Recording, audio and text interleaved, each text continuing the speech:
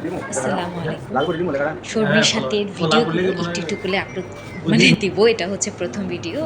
ও আসবে উপলক্ষে আমরা কেক কিনতে গেলাম। আমি, মানহা, গালিব ৩ জনই। আর কেকে কি লেখা হবে সেটা অনেক চিন্তা ভাবনা করতে, করতেই এই লেখাটা।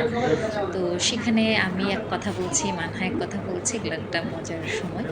আসলে ভালো লাগছে শর্মি ওর মানে বাংলাদেশ সময় ৪টা বা ৪:৩০ টায় এসে পৌঁছাবে। সকাল ৫:৩০ আমরা এয়ারপোর্টে যাচ্ছি। দেন আমরা এয়ারপোর্টের দিকে গেলাম। আসলে বাসার সবাই ঘুম। আমার ঘুম ভেঙে যাওয়াতে, মানহা উঠে যাওয়াতে আমি আর মানহা গালিবের সাথে গিয়েছি। আর এটা আমার ফার্স্ট টাইম একটা অভিজ্ঞতা। অনেক গাড়ি পুরো এখানে দেখে জ্যাম বেশি। সকালবেলাও কত ভিড়, পুরো এয়ারপোর্টে অনেক গাড়ি জ্যাম। একটু একটু করে আগাচ্ছে। শর্মিকে নিয়ে বাসায় এলাম। বাসায় আসার পর তো এসে দেখি সবাই মোটামুটি ঘুম থেকে উঠে গিয়েছে। আর আমাদেরকে না দেখতে পেয়ে বিথি আপা, হাফসা খুবই শকড হয়েছে। আসলে সবাই ঘুমাচ্ছিল দেখে আমরা কাউকে আর জাগাইনি।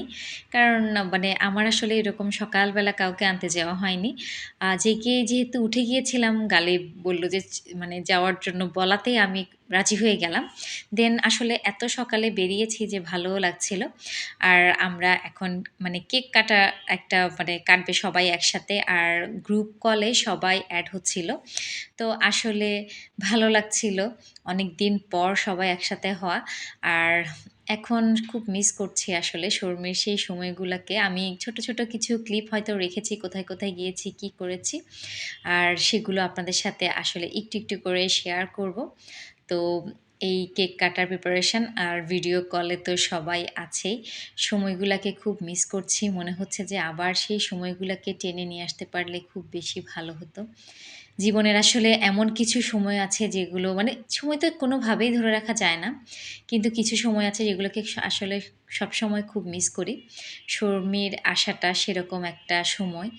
আর ভালো থাকুক, দোয়া করছি আসলে। আমাদের জন্য সবাই দোয়া করবেন। এই তো আমারও কেক আমাকে কেক খাইয়ে দিল। তো এইভাবে করে আমাদের সকালটা শুরু হয়েছে সেদিন। সবাই ভিডিও কলে আছে। সবাই আমাদের জন্য দোয়া